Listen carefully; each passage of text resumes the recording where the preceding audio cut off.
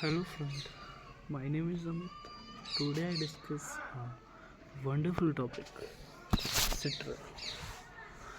इस टॉपिक में जो कवर करेगा सिंथेसिस पाथवे, प्रॉपर्टी प्रॉपर्टी क्या है, सिंथेसिस क्या है इसकी, ये सब इसके अंदर इंक्लूडेड होगा। जो सिट्रल होता है सिमिलरी स्ट्रक्चर्स होता है, जिसका गिरनाल का होता है उसमें खाली OH का डिफरेंट होता है। यहाँ पे स्पेक्टर यहाँ पर O, वहाँ पे खाली OH का डिफरेंस होता था। इसमें जो मॉलिक्यूलर फार्मूला है इसका C10H16 और O होता है। एंड जो गिरनाल का जो मॉलिक्यूलर फार्मूला होता था उसमें C10H18 O, ये इसका गिरनाल का फार्मूला था। बट जो इसके अंदर है सिट्रल का जो फार्मूला है वो है C10H16 O, ये इसका फार्मूला है। इस माइनर से डिफरेंस इसके स्ट्रक्चर में आ जाता है। इसके अंदर 3 बॉन्ड प्रेजेंट होते हैं, 3 बॉन्ड 1 2 3 डबल बॉन्ड इसके अंदर प्रेजेंट होता है। Let discuss the citral. Citral occur in many essentials. जो सिट्रल कंपाउंड होता है या जो क्रिस्टल कंपाउंड है वो एसेंशियल्स ऑयल के अंदर अकर होता है। जैसे सचुअस ऑयल कौन से होते हैं वो hops, rose, ginger, orange and base, these kinds oils के अंदर वो अकर होता है। और इस कुछ इसकी महत्वपूर्ण और बात है, जैसे कि यह अकर कहाँ से होता है, मेनली लेमन से और लेमन ग्रास से, ये हमें यहाँ से मिलता है। ठीक है। Oils of which are mostly depend on heavily और इस करेक्टरिस्टिक ऑर्डर्स।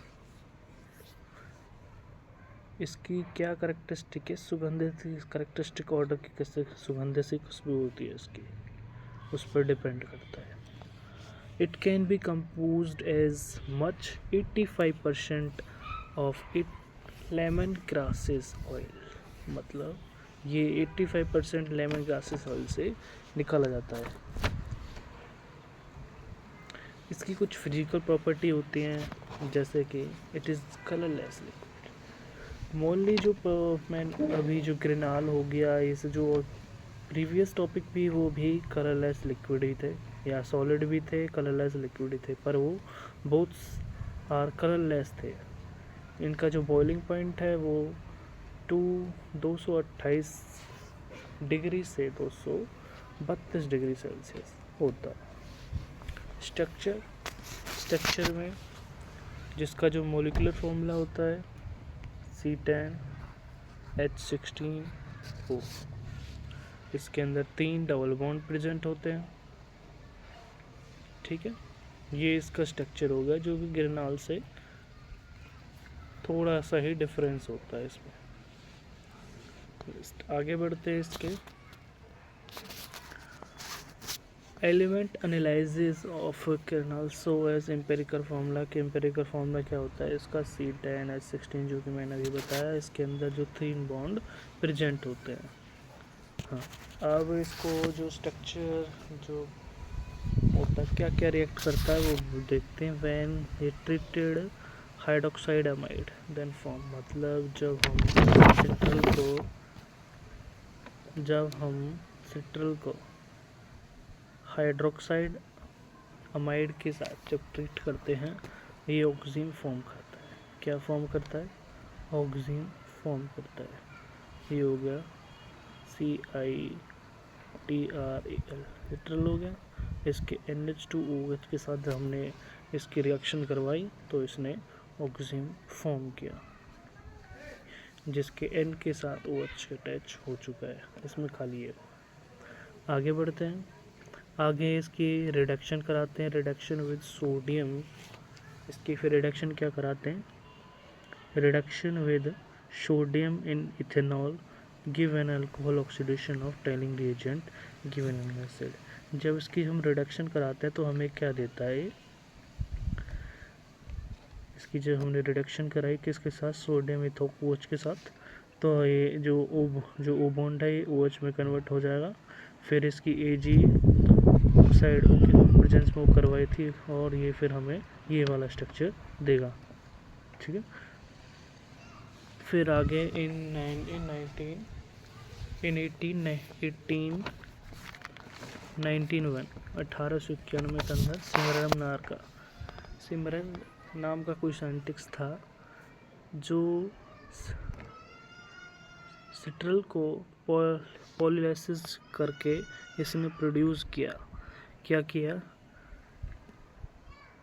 सिट्रल को इसने पॉलीलाइसिस का प्रोड्यूस किया। इसने क्या किया, इसने सिट्रल को रिएक्ट हीट किया और पी समीज के अंदर इसने वो प्रोडक्ट फॉर्म हो गया। पी साइमिन के अंदर इसने प्रोडक्ट फॉर्म हो गया। फिर इसने मतलब ये इसके ज़्यादा तो कैसे हुआ अब इसको कुछ पता नहीं था। फिर आगे इसने कुछ फर्दर रिएक्शन करवाई थी। इसके साथ दूसरा भी कोई साइंटिस्ट था, उसके साथ इसने मिलके काम किया। तो इन्हें पता चला इन 1895 की बात है, जिसमें अंदर टिमनम एंड सिमिलर जो नाम का जो साइंटिस्ट था जिसने पहली रिएक्शन करी थी, इसने ऑक्सीडाइज किया सिट्रल को इनटू 2 स्टेज प्रोसेस के अंदर। पहली प्रोसेस के अंदर उन्होंने क्या किया, अल्कलाइनिंग परमामैग्नेट की प्रेजेंस में, अल्कलाइन परमैग्नेट की प्रेजेंस में ये सिट्रल हो गया। अल्कलाइन परमामैग्नेट की प्रेजेंस में क्लोनिक एसिड इसको ऑक्सीडाइज किया और अल्डिहाइड कार्बोक्सिलिक जो कन्वर्ट करता है ऑफरीन के अंदर। इससे इन्होंने क्या बनाया, लैनवोलिक एसिड और ऑक्जेलिक एसिड और एसीटोन इसके अंदर से फॉर्म किया। जब इसको जो हमने रिएक्ट करवाया इन 20 कंपाउंड के अंदर, तो हमें ये प्रोडक्ट इसके अंदर से हमको मिले। ये इसके बाद का जो इसके प्रोसेस हुआ था, इसके बाद इसमें बना। फिर आगे क्या होता है, अब इसकी हम ये पढ़ लिए इसके मतलब कौन कौन से रिएक्शंस हैं, क्या क्या उसके होते हैं। इसकी फिर स्टीरोकेमिस्ट्री आती है। स्टीरोकेमिस्ट्री के अंदर क्या होता है, citral does not proposes any chiral carbon, मतलब जो ऑप्टिकल आइसोमर्स इसके अंदर क्या होता है, स्टीरोकेमिस्ट्री के अंदर पहला आता है ऑप्टिकल आइसोमर। ये इसके अंदर कोई कायरल कार्बन नहीं होता, सो ये ऑप्टिकल इनएक्टिव होता है। That's why it is not possess an optical isomer. जब उस पर कोई कायरल सेंटर ही नहीं होता तो ये ऑप्टिकल एक्टिव होता, ऑप्टिकल इनएक्टिव होगा। यदि इस पर कायरल सेंटर होगा तो एक्टिव होता है, तो फिर इसके भी आइसोमर प्रेजेंट होते, पर ये आइसोमर नहीं प्रेजेंट है, ठीक है। आज सेकंड आता है ज्योमेट्री आइसोमर। इसके अंदर ज्योमेट्री आइसोमर में क्या होता है, 2 या 3 डबल बॉन्ड शो होते हैं भाई सिट्रल के अंदर, जैसे कि ये शो हो रहा है। जैसे इसमें जेड आइसोमर सिस पोजीशन पे अटैच है और जो कि सिस सिट्रल है, और ई आइसोमर जो कि ट्रांस सिट्रल को शो कर रहा है। आगे बढ़ते हैं। फिर इसकी सिंथेसिस आ जाती है।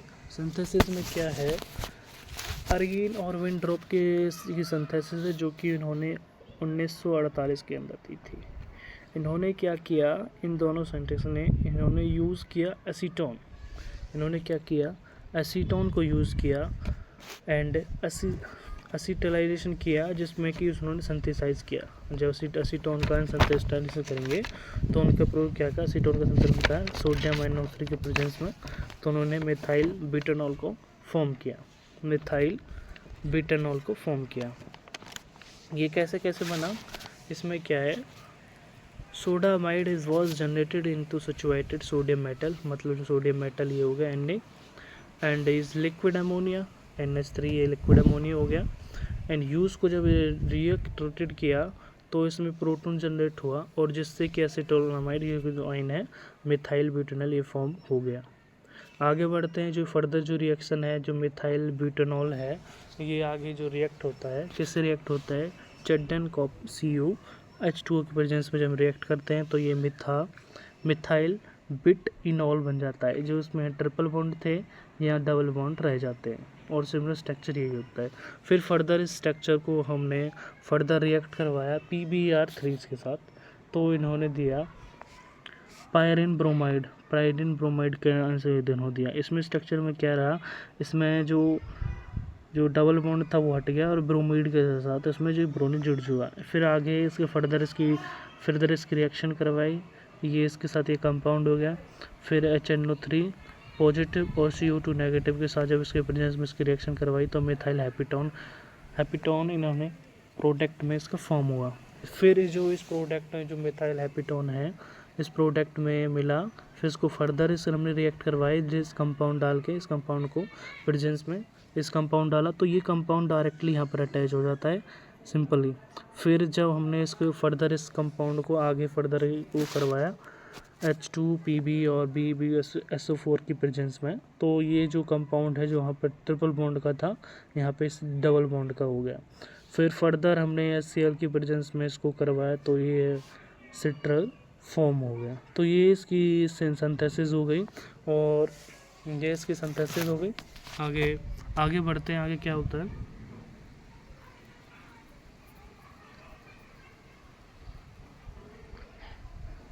हाँ, इसके बायोलॉजिकल यूजेस क्या होते हैं। ये इंसेक्ट रिपेलिंग के यूज़ होता है, इंसेक्ट रिपेलेंट के लिए, जैसे कि मॉस्किटो के लिए, जैसे गिरनाल के अंदर मॉस्किटो कोइल्स होते हैं जो यूज़ होते हैं, जैसे कि नेचुरल प्रोटेक्शन के द मॉस्किटोज एंड टिकिस के लिए काम आता है। Anti malarial anti microbial agent के अंदर जैसे कि ना इनहेबिट करता है ग्रोथ ऑफ, ये कहते हैं इनहिबिट, इसमें क्या होता है इनहेबिट ग्रोथ ऑफ बैक्टीरिया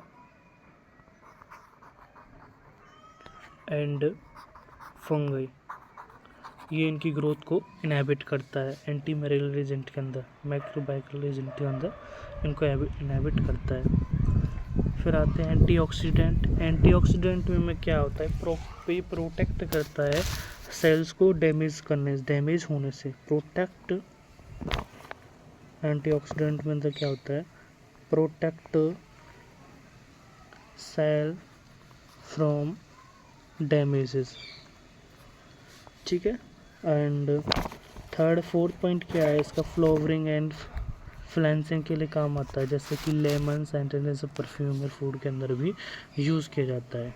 किस में, फूड के अंदर भी और परफ्यूम बनाने के अंदर भी इसको हम यूज़ करते हैं। Thank you. अगर वीडियो अच्छी लगी हो तो लाइक करना एंड सब्सक्राइब करना।